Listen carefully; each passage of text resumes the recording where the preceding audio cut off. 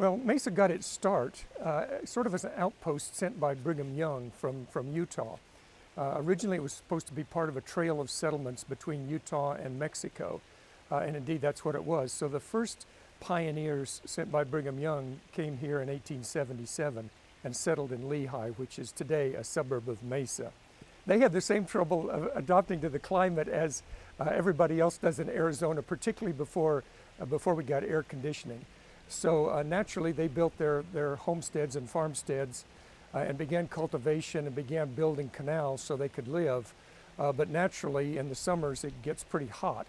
So they would do things like build porches where you could sleep. They would wet down sheets and put them around the building or around windows so that you'd get sort of early types of evaporative cooling. We're talking about the period between about 1877 and into the early 20th century. So climate in Arizona, particularly in the desert areas, has always been a challenge, but it's always been one that settlers and pioneers have been willing to meet, just as the prehistoric peoples did in the valley of the Salt River Valley. The way that they started their communities, they were small farming communities. They were nucleated to begin with, and so they were almost like villages. You know, they didn't really even achieve town size to begin with, but water from the beginning was an issue. Now, the Salt River, of course, provided a lot of water to the early settlers, but what they had to do was figure out how to get water off the river and into their fields for crops and also for domestic use. So they built a series of canals, and it's still those canals that we use today to get water around the valley. But those canals were built really on the basis, or following the routes quite often, that the prehistoric Hohokam people had built in prehistoric times before 1450 AD. So when the first pioneers got here, they made use of those prehistoric canals, cleaned them out, enlarged them perhaps, and used that model to build their own canals. And as I say, we're still using those today. As I mentioned, Lehi, a section of Mesa, was settled in 1877. The following year, 1878, there was another group sent from Utah. It was called the Mesa Company. The first one was called the Utah Company. And they settled in what's now Central Mesa, basically where we're doing this interview. But also about the same time, Phoenix and Tempe were also settled.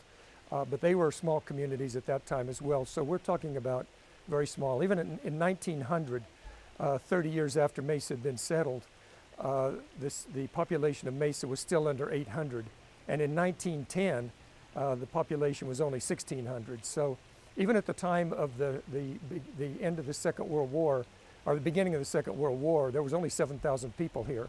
Now it's 450,000. So it gives you a sense of the exponential growth that we've had. Well, today, Mesa is the 38th largest city in the United States, with a population of about 450,000. And to some degree, it's grown because it's in the Phoenix metropolitan area, which is well over 3.5 million, so one of the largest metropolitan areas in the United States. But nevertheless, Mesa is developing a diverse economy. Originally, it grew up around agriculture, of course, and there's still an agricultural sector here, but it's by no means the most important. Now we have aviation, we have a lot of modern technology companies, and of course, tourism has always been an activity in Mesa. So it's a more diverse economy now. And as I say, a fairly robust economy given the economic downturn that the whole country's recently experienced. I think it's extraordinarily important for you to know about the history of the city that you live in, because it's in some ways it's a key to the future. I mean, it gives you perspective on decisions that earlier governments made and other leaders. It teaches you about the history of the country as well as about the history of your community, but it points the way toward the future. And it also gives you warnings. I mean, for example, water has been crucial for people settling in the desert from the time of the prehistoric Indians to today. It is still as critical for us as it was 2,000 years ago when Native Americans were living here. So we can look at their adaptations, we can look at the adaptations of the early settlers, and we can look now at the needs of an urban population area that's growing, that's going to be almost 4 million very shortly.